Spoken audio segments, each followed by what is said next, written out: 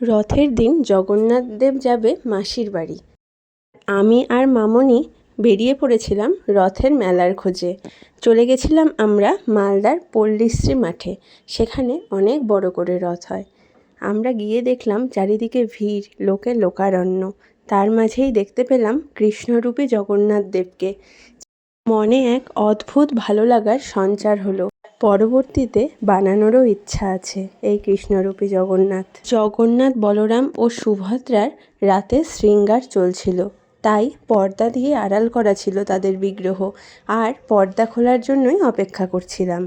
আর কোনো প্যান্ডেলে গিয়ে স্ট্যান্ড ফ্যানের সামনে দাঁড়ানো তো কম্পালসারি, তাই আমি আর মামনি স্ট্যান্ড ফ্যানের সামনেই দাঁড়িয়ে অপেক্ষা করছিলাম। অবশেষে রাত্রের শৃঙ্গারের পর জগন্নাথ বলরাম ও সুভদ্রার পর্দা উন্মোচিত হলো।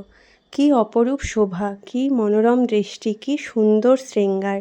দেখে সত্যি মনে অদ্ভুত এক ভক্তির সঞ্চার হয়। কোনো ধর্মস্থানে গেলে মনে মনেই একটা অদ্ভুত ভক্তির সঞ্চার হয়। এটাই হয়তো আমাদের দেবদেবীদের মাহাত্ম্য। আমরা সন্ধ্যা আরতি দেখলাম। সন্ধ্যা আরতি দেখেও মন জুড়িয়ে গেল।